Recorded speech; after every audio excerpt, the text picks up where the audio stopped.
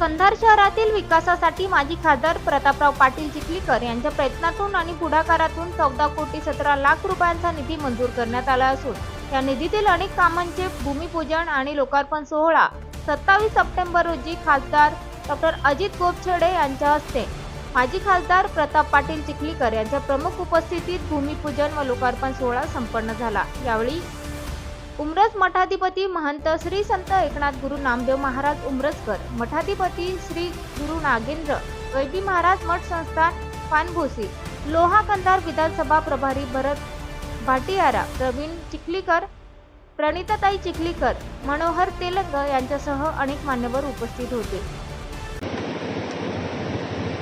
सत्तेत असो व सत्तेत नसो,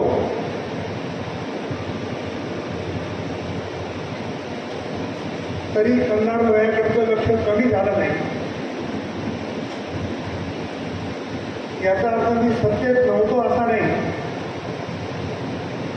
पण हा मतदारसंघ माझ्या कार्यक्षेत्रामध्ये नव्हता, पण जन्मभूमी कर्मभूमी, त्यामुळे करोडो रुपयाचा निधी कंधार आणि लोहा तालुक्यामध्ये मला देतात।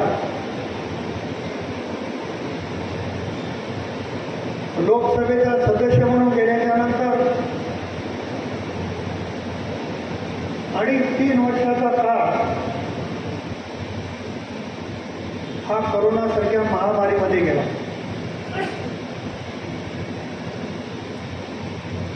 करोनासारख्या महामारीमध्ये तुम्ही आम्हाला भेटायचे नाही, आम्ही तुम्हाला भेटायचं नाही, अशी अवस्था निर्माण झाली। आणि परमेश्वर कृपेने करोना हा कमी झाला। करोना संपतो न संपतो तोच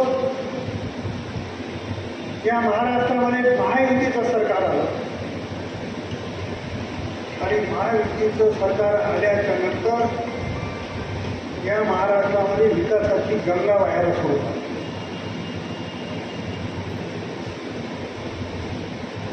आमचे नेते देवेंद्र फडणवीस साहेबांच्या नेतृत्वामध्ये आम्ही जेव्हा काम करतो तेव्हा सर्वसामान्य कार्यकर्त्यांना घेऊन चालणारा नेता पाहू,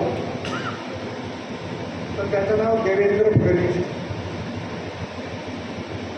आणि कदमपूरजी मला एकट्याला देवेंद्र फडणवीसच्या नेतृत्वात काम करावं लागत नाही, महाराष्ट्रामधले सगळेच हे देवेंद्र फडणवीसांचं नेतृत्व मानून भाजपमध्ये काम करावं आणि ती करण्याची प्रथा आहे। त्यामुळं सर्वांवर लक्ष ठेवणारा नेता, सर्वांना बळकटी देण्याचं काम करणारा नेता म्हणून आम्ही त्यांच्याकडे सल्ले बघतो। करोडो रुपयाचा निधी मिळाला। नांदेड जिल्ह्याच्या इतिहासात पहिले खासदार जे कोणी नांदेडचे असतील, तेव्हापासून आतापर्यंतच्या काळात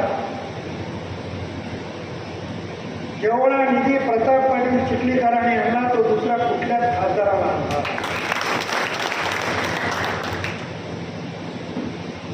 आदरणीय शंकररावजी चव्हाण साहेब त्याच्यापासून अपवाद आहे, कारण शंकररावजी चव्हाण साहेबांनी मोठी मोठी धरणं बांधली, पण शंकररावजी चव्हाण साहेबांचा जो निधी सोडला तर मला असं वाटतं की दुसऱ्या कुठल्याही खासदाराला एवढा निधी आणायला नाही। मी सगळे विवरण सांगणार नाही, हजारो कोटीमध्ये निधी आहे। एका रेल्वे विषयक कामावर जर काम करायचं सांगायचं ठरलं तर माझ्या कार्यकाळामध्ये किमान 5,000 कोटी रुपये रेल्वेच्या विकासाला निधी आणला। ते यश कोणाला 25 वर्षात मिळालं नाही, ते यश माझ्यासारख्या कार्यकर्त्याला 5 वर्षामध्ये मिळालं। त्याचं कारण जर काय असेल तर नरेंद्र मोदीचं नेतृत्व हे त्याचं कारण आणि त्यांच्या नेतृत्वामध्ये की नांदेड जिल्ह्यातल्या जनतेने भारतीय जनता पक्षाचा खासदार निवडून दिला, त्या कार्यकर्त्याला फळ दिलं पाहिजे म्हणून अनेक योजना त्या त्यांनी मार्गाला लावल्या होत्या. विमान सेवा, नॅशनल हायवे, रेल्वे सेवा, आठवून बघा 25 वर्षामध्ये जेवढी प्रगती नव्हती तेवढी नरेंद्र मोदी साहेब पंतप्रधान झाले, गडकरी साहेब